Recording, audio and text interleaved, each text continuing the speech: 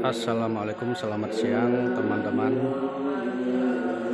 Saat ini saya sedang berada di komplek pemakaman Kadilango, yaitu komplek pemakaman yang dipergunakan untuk mengebumikan tokoh besar dalam sejarah Wali Songo. Beliau adalah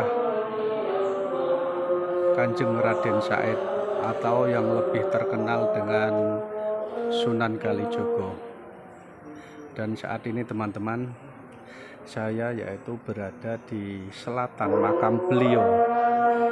Dan saya alhamdulillah pada siang hari ini ingin berziarah, ingin mengunjungi ke salah satu tempat yang sangat dimuliakan, yang sangat disucikan oleh mayoritas umat Islam yang ada di Nusantara. Beliau adalah yang terkenal dengan Kanjeng Sunan Kalijogo. Beliau dilahirkan dari seorang bangsawan, seorang temenggung yang bernama Wiladekno. Ayahandanya adalah seorang bangsawan, seorang bupati dari wilayah Kadipaten Demak.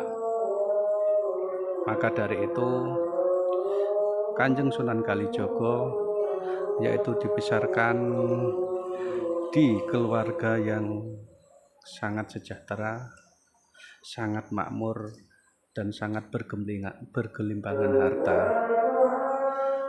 Namun dikisahkan para pendahulu kita dari cerita tutur yang beredar di dalam masyarakat bahwasanya Kanjeng Sunan Kalijogo ini pada saat mudanya terkenal dengan seorang pemuda yang suka sekali melakukan perbuatan-perbuatan yang menyimpang dari ajaran agama pada saat itu, menyimpang dari aturan norma pada saat itu, dan sangat merugikan masyarakat pada saat itu. Karena diceritakan Kalijogo muda seorang bromocorah, seorang penjahat, penjudi, dan dikisahkan beliau juga pernah sampai membunuh salah seorang yang menjadi musuhnya. Namun seperti yang teman-teman ketahui bersama, dalam proses perjalanan Kanjeng Sunan Kalijogo, karena pada saat itu di masyarakat yang terjadi saat itu, yang ayahandanya merupakan seorang bupati, seorang temenggung, seorang yang sangat berkuasa pada saat itu, namun kehidupan di masyarakat sangat bertolak belakang, sangat diskriminatif, dan sangat tidak sesuai dengan hati nurani dari Sunan Kalijogo muda atau yang lebih terkenal dengan Lokojoyo. Maka dari itu beliau dikisahkan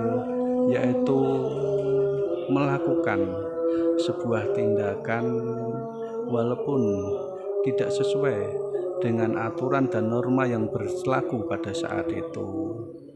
Dia melakukan sebuah kejahatan, mencuri, merampok, merampas. Namun dari hasil rampasannya, dari hasil curiannya, dibagikan kepada masyarakat, kepada fakir miskin yang dia lihat, dia lalui pada saat itu. Namun dalam proses perjalanan, saudara-saudara, teman-teman, pada suatu hari Kanjeng Sunan Kalijogo muda atau Lokojoyo ingin merampok, ingin merampas ke sosok orang yang sangat tua renta. Beliau adalah ternyata Kanjeng Sunan Bonang. Pada titik itulah, pada saat kejadian itulah, akhirnya Lokojoyo atau Sunan Kalijaga Muda memperoleh cahaya ilahiyah, memperoleh nur ketuhanan yang akhirnya membuat dia tersadar, membuat dia mengerti akan tugas dan fungsinya dia diciptakan di dunia ini, yaitu untuk membantu sesama, jangan sampai merugikan oleh masyarakat yang ada pada saat itu. Dan seperti ini teman-teman, pada hari ini, saat ini, alhamdulillah di makam Sunan Kalijogo yaitu banyak sekali pengunjung peziarah yang datang kemari. Walaupun hari ini merupakan hari tidak libur atau hari biasa, namun setiap harinya ternyata di komplek makam Kanjeng Sunan Kalijogo ini yaitu selalu dikunjungi oleh peziarah-peziarah, dan bangunannya kelihatan sangat mewah sekali, sangat megah sekali seperti ini saudara-saudara teman-teman. Dan mohon maaf saat ini karena tertutup, saya yaitu tidak bisa meliput, tidak bisa menyuguhkan keadaan yang ada di dalam makam Kanjeng Sunan Kalijogo. Dan lanjut kisahnya teman-teman, pada saat Kanjeng Sunan Kalijogo bertemu dengan Kanjeng Sunan Bonang, itulah akhirnya beliau menyadari, akhirnya beliau memperoleh nur ketuhanan, nur ilahiyah yang akhirnya membuat beliau mengerti akan tugas dan fungsinya telah diciptakan Tuhan Allah Ta'ala di dunia ini. Akhirnya dengan bimbingan Kanjeng Sunan Bonang, Raden Said akhirnya dibina, dibimbing, dan disuruh bertapa, yang akhirnya dari kejadian itulah Kanjeng Sunan Kalijogo dibuka dan diberi sebuah pengetahuan, diberi sebuah cipratan nur ilahiyah yang akhirnya membuat beliau yaitu sangat dihormati, sangat cerdas, sangat pandai, dan akhirnya sangat dimuliakan oleh seluruh masyarakat yang ada di Nusantara, khususnya yaitu di Pulau Jawa.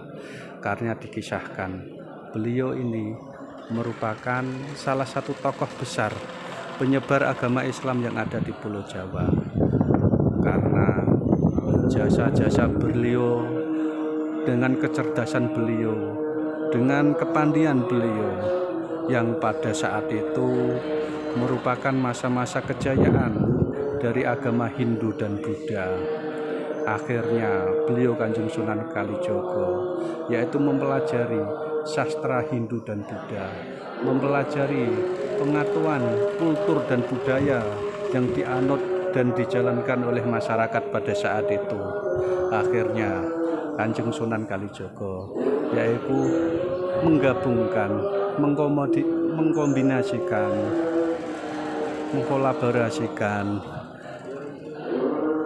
keyakinan agama Islam yang dianutnya dengan budaya, dengan kultur kebiasaan masyarakat pada saat itu, sehingga ajaran yang dia bawa yaitu akhirnya dapat diterima oleh masyarakat di sekitar sini, sehingga pada akhirnya yaitu agama Islam yang dianutnya betul-betul dapat diterima oleh masyarakat, betul-betul dapat diyakini dan dapat dipraktekkan.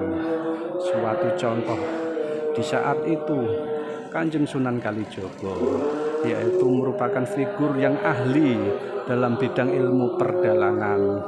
Maka di saat Kanjeng Sunan Kalijogo memerankan, membuat pentas wayang kulit, maka sebagai imbalannya sebagai syaratnya agar masyarakat dapat menonton, yaitu setiap masyarakat yang menonton pertunjukannya yaitu diwajibkan untuk membaca 2 kalimat syahadat. Itu adalah strategi beliau, itu adalah politik beliau, sehingga tanpa peperangan, sehingga tanpa paksaan, akhirnya masyarakat diajak untuk bersyahadat, diajak untuk memeluk agama Islam tanpa disadarinya. Dari kolaborasi seperti itulah akhirnya masyarakat bisa menerima ajaran beliau. Seperti ini saudara-saudara, teman-teman, kondisi makam Kanjeng Sunan Kalijaga yang sangat termasyhur, sangat terkenal, dan sangat dihormati oleh seluruh umat Islam yang ada di Pulau Jawa. Ini saudara-saudara, teman-teman, bentuk informasi yang bisa saya sampaikan. Semoga ada manfaatnya buat kita semua, dan semoga kita semua termasuk orang-orang yang bisa menghormati, bisa menghargai akan jasa-jasa para pendahulu kita. Sebab biar bagaimanapun ini adalah proses sejarah yang terjadi di depan kejadian-kejadian sebelum kita. Maka dari itu alangkah baiknya apabila kita tetap menghormati, kita tetap menghargai akan kultur budaya yang ada pada masyarakat di sekitar kita. Terima kasih. Wassalamualaikum.